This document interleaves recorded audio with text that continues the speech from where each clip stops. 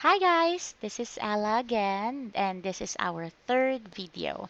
So, thank you sa mga nanood ng first and second video. For this topic, we will talk about the listing agreement and understanding the listing agreement. So, but first, of course, please subscribe to my channel and hit the bell button para updated ka sa next video natin. And again, I will try my best para gawin tong step by step para hindi ka mag-info overload sa end mo. So, let's start. So, ako kasi kapag mayroon ako sa pag-handle ko ng transaction, I have what you call sections. I have 5 sections na ginawa para hindi ako malilito or para hindi rin kayo malito sa end nyo. So, ito, I have the listing. This is when you represent the seller. You will get the listing documents. This is the purchase documents. This is what you get when you are inside the contract. The reports na makukuha mo siya in between sa contract, yung nasa gitna na kayo ng contract, and the disclosures for compliance and the closing items that will come from the title company and the escrow. Now, again, just like what I mentioned, this will be very quick. Every day, I will try to explain each packet or each section para hindi po tayo mag-info overload. And for today, we're gonna talk about the listing agreement. The listing agreement is consist of how many? 2, 4, 6, 8, 10, 11. But it's not applicable all the time. Okay? Nilagay ko yan kasi there are documents sa listing agreement na good to know lang, pero hindi siya required. Pero etong mga to, 2, 4, 6, 7, ito yung mga required. Okay? So, let's start. I'm gonna pull out, okay, ito ang when you receive like an inquiry from a seller na gusto niyang magbenta ng property, etong listing agreement packet, ito po yung isesend natin kay seller. Kung ikaw ay transaction coordinator representing the listing agent, ikaw ang magpe-prepare nito, and this is how you're gonna prepare it, and this is what it looks like. Sa CRM ni client or ni listing agent, automatic na kapag sinearch mo si listing agreement, lalabas na kaagad si listing agreement packet, which is 14 pages. Ito, 14 pages. Tapos, ang nakalagay dyan sa 14 pages na yan is si Add 1, si FHDA, PRBS, WFA, RLASA, CCPA. Pero, as you could remember, doon sa ating listing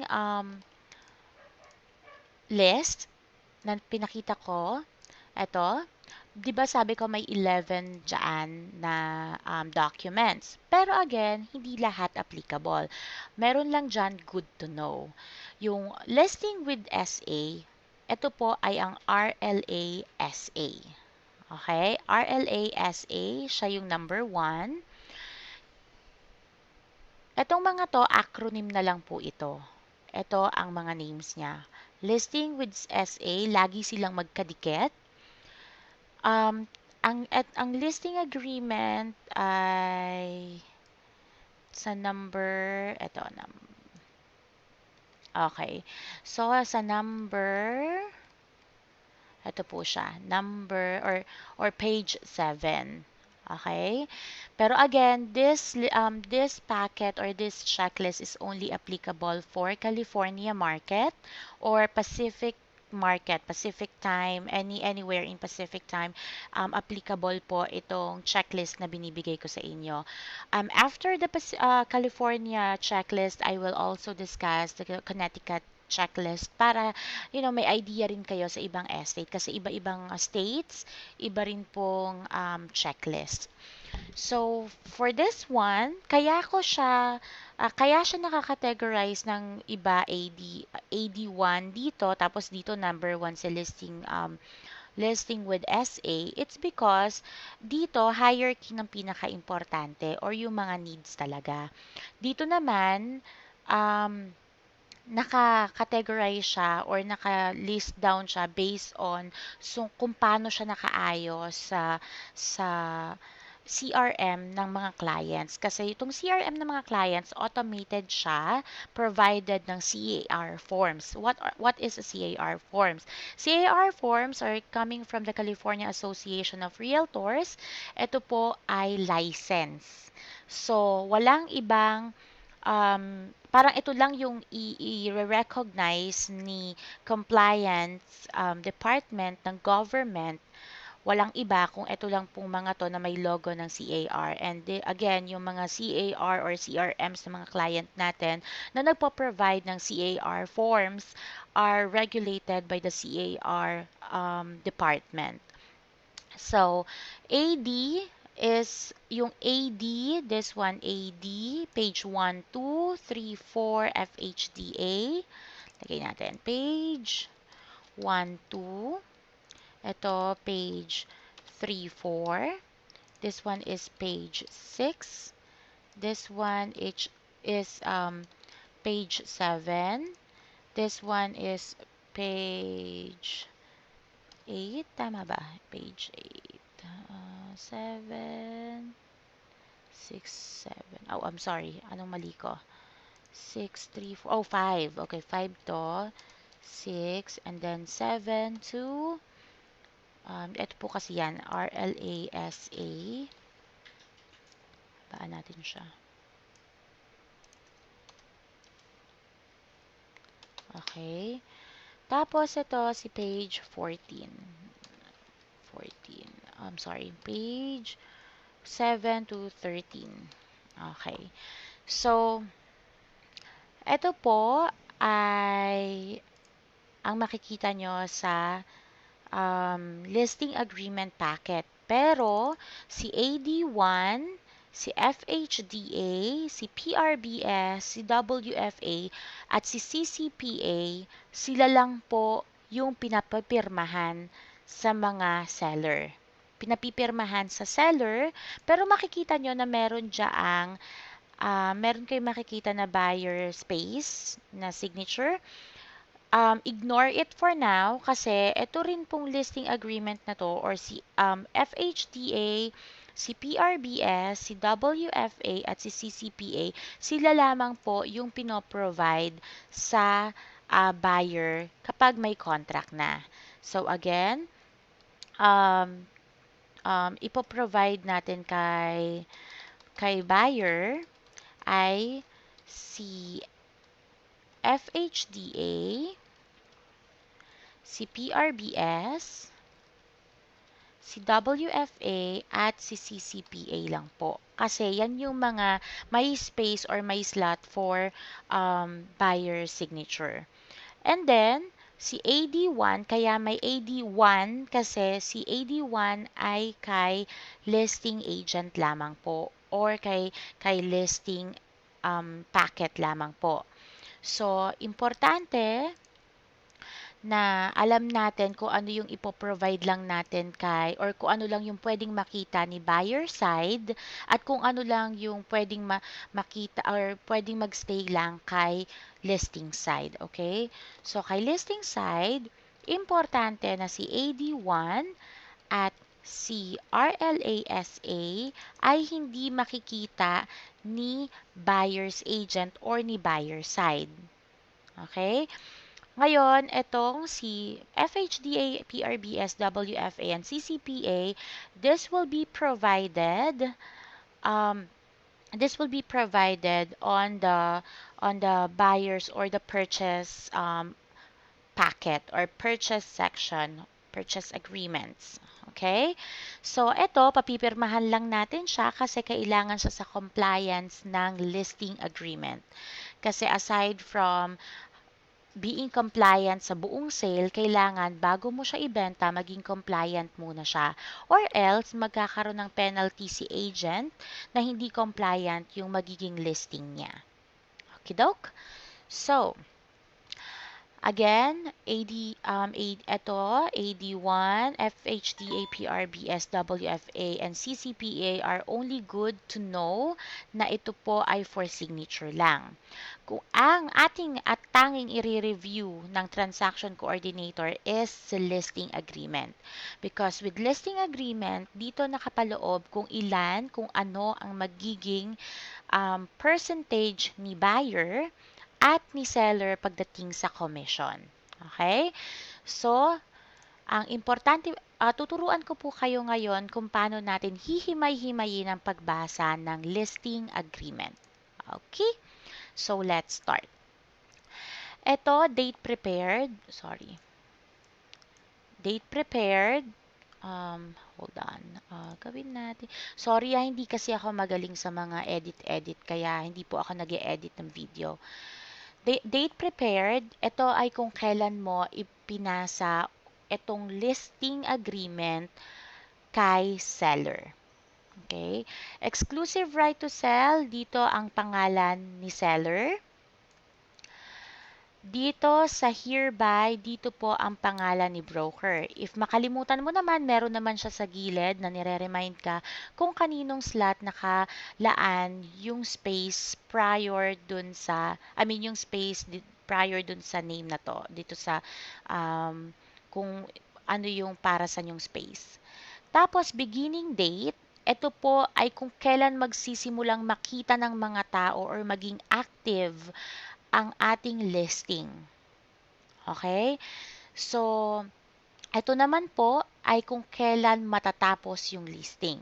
For example, today is August 18 or August 18 sa ibang bansa. Tapos yung listing nila is good up to 6 months. Pwede mo siyang bilangin lang, August 18, September 18, October 18, November 18, December 18, January 18. So, on August 18, start ng contract, and on January 18, mag-e-end yung contract.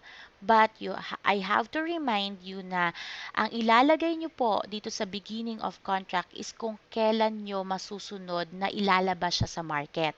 Kasi again, you have to know that um, hindi lang po basta napirmahan na ni client ang RLA or ang listing agreement is ililist na siya. Ito po ay i-inspect pa. May tinatawag tayong period na kung kailan siya i-inspect ni.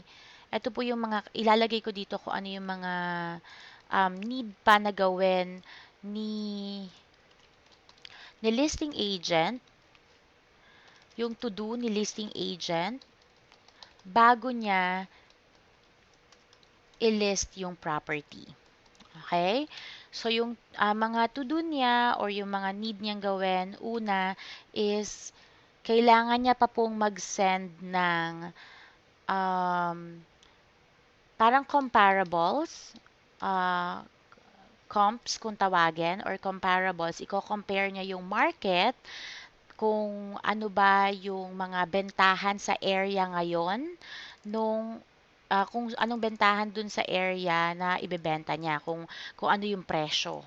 Kasi sa ibang bansa po, hindi pag nagbenta ka, hindi po pwedeng dahil gusto mo lang magbebenta ka ng presyong gusto mo.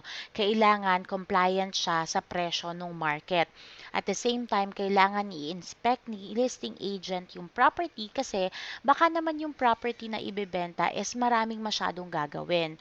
Baka mag-fall na siya sa baka mag-fall na siya sa fixed property, or para sa mga investor na if-flip yung property, parang ipapagawa tas ibebenta. Kasi pag ganon, mas murang ibibigay dapat ni seller yon, mas murang ibibigay ni seller yung property kasi marami pang gagastusin si investor. That's why it's very important for the listing agent to inspect the property.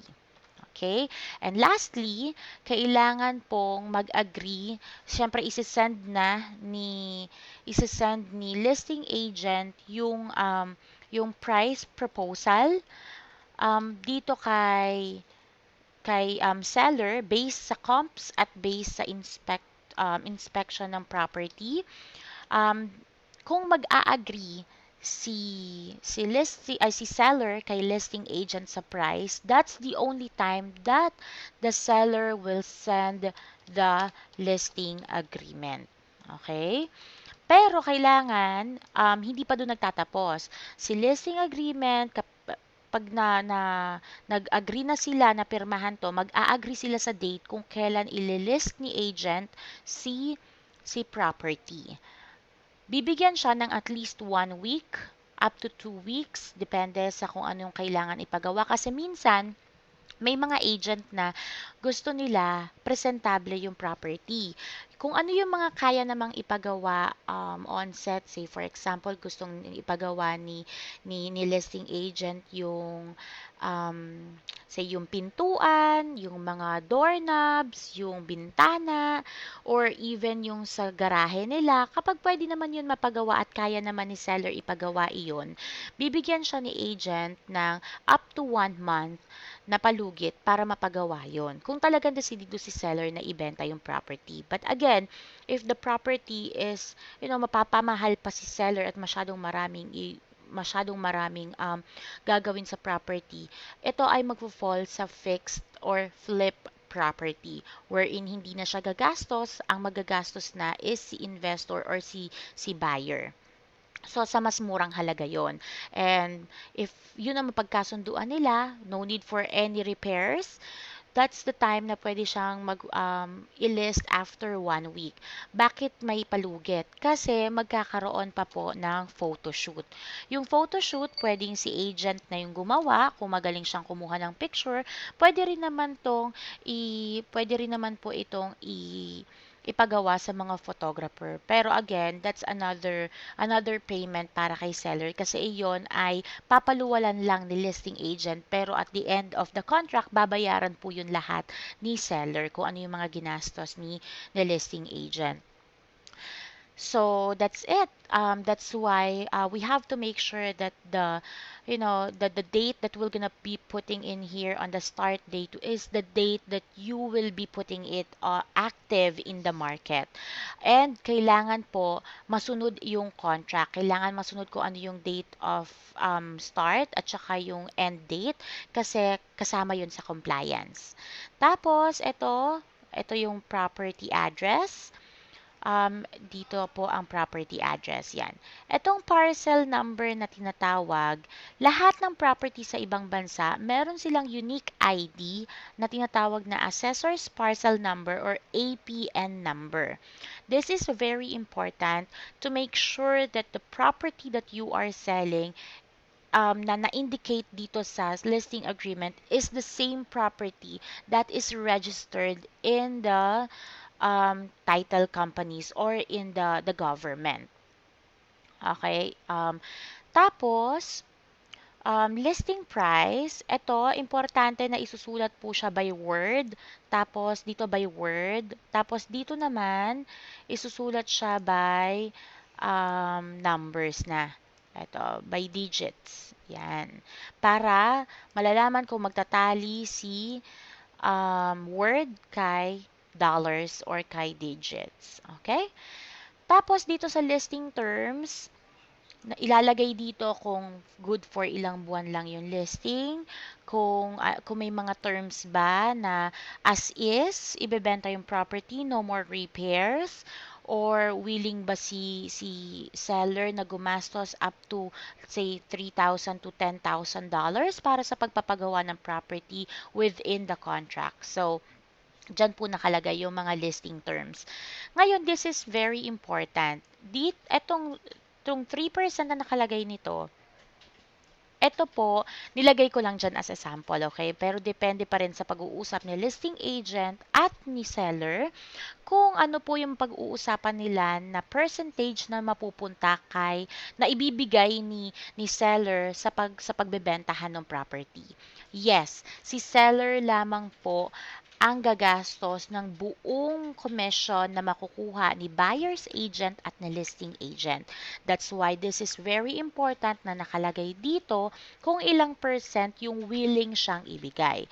Normally, sa California, 5% 3% to 5%. Tapos, nakalagay dito may makikita kayong 2%.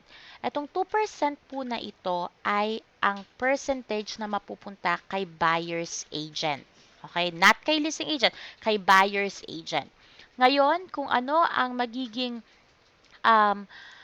magiging result nito minus the listing agent or the buyer's agent's percentage, yun po yung magiging percentage ni listing agent. For example, I put in here 3%. Dito, 3% siya as whole. Tapos sabi ni seller, sabi ni buyer or ni seller is 2% mapupunta kay buyer's agent. So 1% po ng kikitain out of sa 3% ay mapupunta kay listing agent. Bakit laging mas mataas yung kay buyer's agent kesa kay listing agent? It's because yung percentage mas madaling mag-list ng property, wala ka nang gagawin, pipirma-pirma lang kayo. Unlike dun sa buyer's agent na siya yung taga-push na ibenta yung listing property or yung listed property. Okay? Tapos, ito, importante na yung may mga initials ng seller, dapat nandyan yan. Normally, hanggang 3 seller ang meron. 2 hanggang 3 seller. Basta kailangan yung initials nila nandyan. Tapos, dito naman tayo. Kailangan din ang property na ibebenta ay nandito. Date of contract, always dapat nandito. Eto, hindi naman masyado tong napipirmahan. Ang mga napipirmahan lang po talaga ay ito, yung mga yan, sellers, yan yung mga importante. Kasi dyan natin kailangan yung mga initial na katunayan na pumapayag si seller na ibenta ito at ilist ni listing agent. Ayan, don't forget the property address. Again, the seller's initial. Kung mapapansin nyo, bawat pages, laging may seller's initial. Okay? Tapos, ito again, the property address. Kung mapapansin nyo rin po, lagi siyang available here. It's because, para kahit maligaw ang isang page, alam kung para kanino ito. Okay? Tapos, dito din, at ayan pa, sellers, just make sure, yan yung mga pinaka-importante, yung mga pirma. Tapos ito lang po ay pipirmahan ni seller. And then, dito naman po ang pirma ni agent. Okay? Tapos ito, pipirmahan lang po or i-check kapag may co-listing agent. Ibig sabihin, may kahati si listing agent sa pag-list ng property.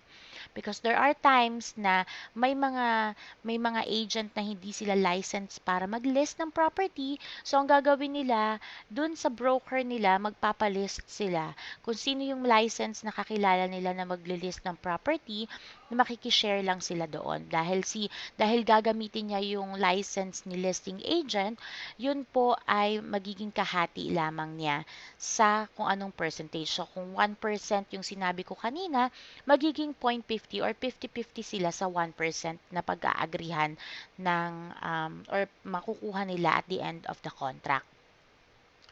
So, ayan. Importante itong SA kasi lagi siyang kapatid ni RLA. That's why I call it RLA SA, which is page 7 to 13. Also, important din po pala dito sa ating, dito ay ang DIA. This one. Bakit siya important? Kasi part siya ng buong contract, hindi lang siya or wala lang po siya doon sa listing agreement. Pero, makikita nyo rito na may X siya, ito siya. So, nakahiwalay ito si DIA. Kapag po magpo-provide na tayo ng seller's disclosures, pwede na natin siyang papirmahan or pwede rin nyo naman siyang papirmahan, pwede nyo rin siyang papirmahan along with RLA. Hindi nga lang siya kasama dun sa packet. Kumbaga, i-add on mo na lang siya. So, again, these are the ones that are on the signature packet.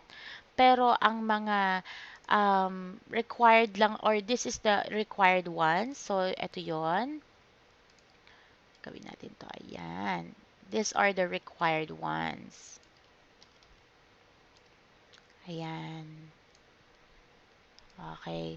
Ngayon, 'di ba sabi ko kanina, it's good to know lang, pero nilagay ko pa rin siya dito. Kasi dati, si RLA, CA or this one, si RLAA at um, etong si MLS, Internet Exclusion at si Modification of Terms, sila po ay optional.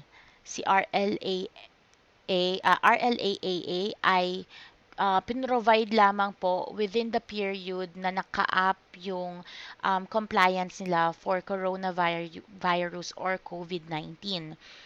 Tapos, ito namang si MLS Internet Exclusion pag ayaw nilang ipakita sa social media or sa other website yung MLS or yung kanilang listing. Modification of terms if say for example na list na yung property ng mga 3 months tapos hindi pa siya nabebenta, kailangan i-lower yung price. Titingnan ni agent yung market, bakit hindi siya napibenta. Kasi normally, dapat kapag nilist ang property, within 1 month, dapat maklose na siya or maging under contract na siya. Ngayon, kapag napansin ni seller, ni listing agent na hindi pa siya nagagalaw or wala man lang nag-o-offer, gagawin niya is si modification of terms, bababaan yung presyo based dun sa market. Tapos, si active MLS printout, ito po yung magiging printout. This is part of the compliance, pero to follow siya. Kasi the only time na mapoprovide sa inyo tong active MLS printout is when the listing is already active in MLS or yung pinaka-portal kung saan nakikita yung mga pinibentang property. Okay? So, that's pretty much it. Very easy. Kailangan nyo lang maging very keen sa checklist. And if you don't know what you're going to do or if you don't know where you are at kapag ka naglilist ka ng property, always go back to basic. Mag-base po tayo sa checklist para hindi tayo naliligaw. Kasi ang checklist ang magiging mapa natin sa kontrata ng listing agreement. So that's it. Thank you so much for listening and I hope to see you on my next video. Sa next video, ang topic po natin is the purchase packet. Thank you so much and again, don't forget to subscribe and hit the bell button para updated ka sa next video natin. Thank you. Have a great day. Ciao!